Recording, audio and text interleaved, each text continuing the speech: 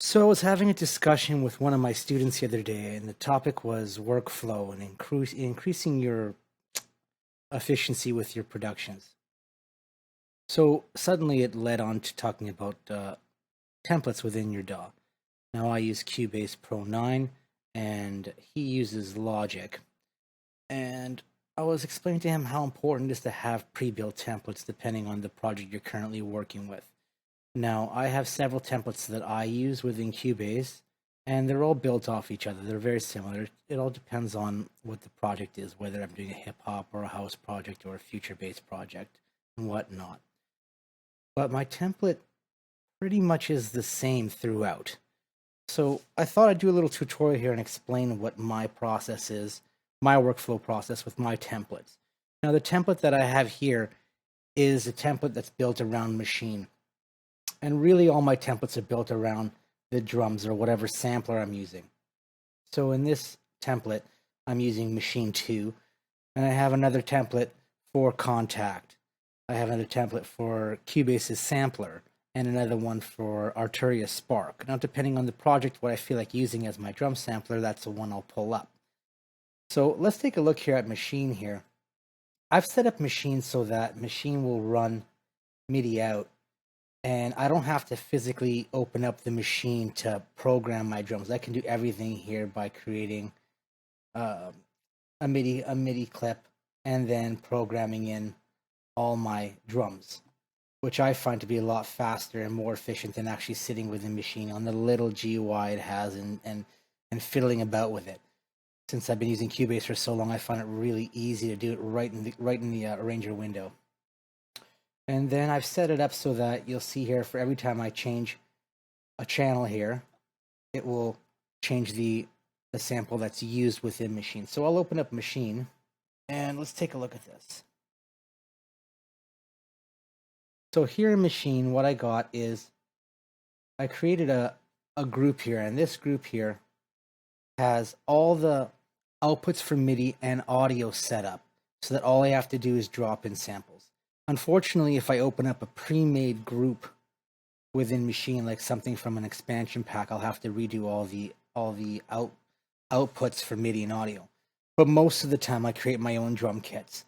So if I was to, let's say, for example, let's grab a kick from somewhere,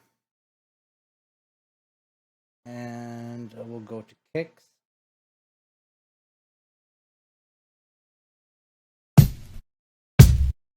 That should be good enough. I'll put a kick in sound 1. Now if I go to kick here under my MIDI channel, it'll play the kick on my keyboard. Now if I go to snares, and get enough snare for this example, I pick channel 2. So if I want to, I can go and program some kicks in here.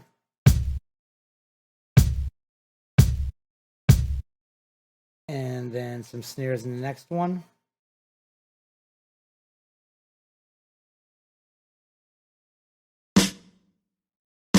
If I play it back,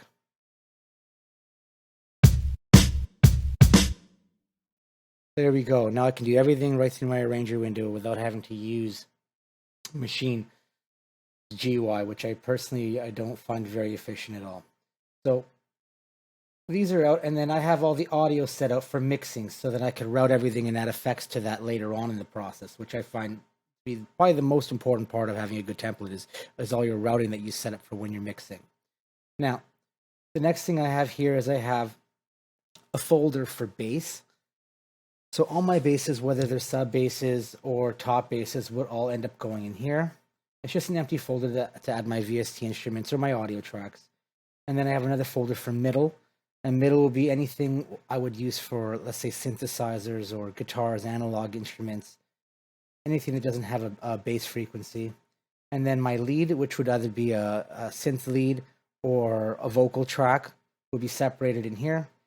I have another folder for percussion, and that would be for top loops, drum fills that are loops, and any other type of audio loop that would be percussive for drums. And then I have another folder for effects, So if I wanted to print up my own risers or impacts or whatever, I'd put them all into this folder here. Now this is just the basic layout for producing your track. So when we go to mixing area, which would be my group area, you open it up, we notice that I have a group track or an aux bus that's called kick and snares. And what I do is I route my kicks and my snares to this specifically for sidechaining purposes. Now, not all of your songs are going to be 4 to the floor like a typical house song. You might have a hip hop track or let's say future bass or something like that, or drum and bass, where you're going to want to sidechain, and having to manually route things consistently for your track kind of sucks. So I set it up so that I bust out my kick and snares onto one track and I can sidechain straight from there, which makes it a lot easier. I could also do processing in there too if you want to add some effects and whatnot. At this point, we look down here where it says Final Drums. This is where I route everything from my drum folder, my percussion folder, and the kicks and snares into the final drums. And then I can do my parallel processing there if needed, and any other effects. As we look down and we see 4 more group folders, I've separated them in according to frequencies. So I have subs, anything under 200, even though your sub frequencies are under 100. No, you might have pads that are really, really low that you'll want there, or deep strings or brass or something. I keep the frequencies separated just for mixing purposes to make things a lot easier in the end. And then I have my low one, 200 to 500 hertz, the middle, which is 500 to like 5K, and then your top, which is everything above 5K. My final group folder I have is an effects sends. So all my effects that I have in my sends, I route to one group channel. Now the reason for this is that sometimes you're going to want to sidechain all your effects so you don't get a really muddy mix. So everything in my effects channel here will get routed right into this effects send, and then I can sidechain it and add, whatever other effects or EQ I want to everything afterwards, just to clean up the mix. If you look at my effects channels or my effects sends here, notice I have 3 different types of delays and 4 different types of reverbs. I try to keep a strict pattern of not using the effects found in VST instruments like Silent or Serum. I'll usually turn those off and then bust them to my effects sends so that when I mix later, I'll have a cleaner mix. I find that, when I first started producing, I would just put everything on the inserts, and that was absolutely horrible. Now I do everything via effects sends, and my mixes come a lot cleaner and crisper. And then, if you notice right at the bottom, I have one more group channel that I've separated from everything, and that's called the pre-master. And what ends up happening is I end up busting all of these groups to this pre-master so that I can do some mixing effects. Like, let's say I want to put some compression at the end of my mix just to add some glue, or I want to do some EQing, and then I can just either render this out and give it to someone to master, or I can render it out and master it myself later on. So let's take a look at the mixer channel here, and let's see what's going on here. So if we look here, I have my kick. I have one effect on my kick.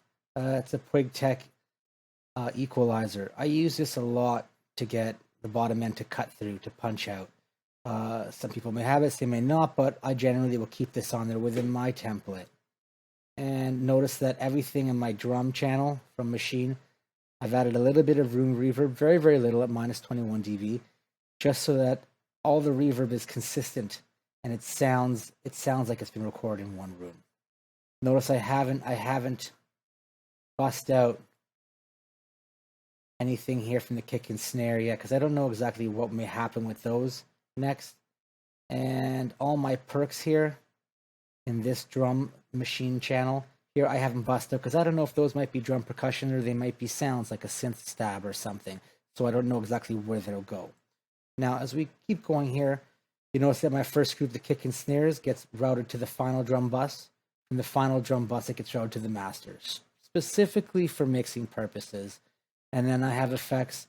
I generally use Pro Q2 on most of my channels, my group channels, and my master channel for EQ.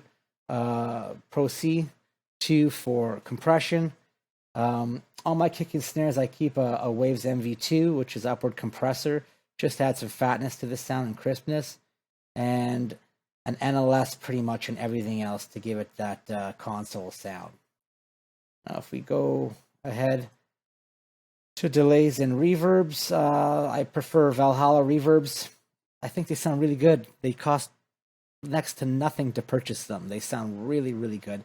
And Echo Boy and Waves H Delay are my go-tos for delays. So if we take a look at my pre-master bus here, I have a Pro Q2 for mid-side EQ, and then I have an Ozone Exciter for multi-band exciting, an Ozone Imager for multi-band imaging, and this Maserati Group Stereo, which I use to color this sound, just to give it some flavor. Sometimes I don't use it, but most of the time I'll turn it on just to add a little bit of compression in there and some top end, because I find a lot of my mixes lack a shimmer, a top end to it, and it sounds great. And then overall, I add the WLM meter by Waves as a metering plugin. Even though Cubase's metering plugin is fantastic, I already paid for it, so I might as well use it. And it's great there to check my loudness before I print it up to master. So this basically is my template that I use for Machine. And like I said, I have duplicates I use for Contact, for Arturia Spark, and for just the Cubase sampler, which is, it's a great little device that the Steinberg brought out in Cubase 9. So I hope this was helpful, and hopefully you get creative and work on one for yourself. Cheers.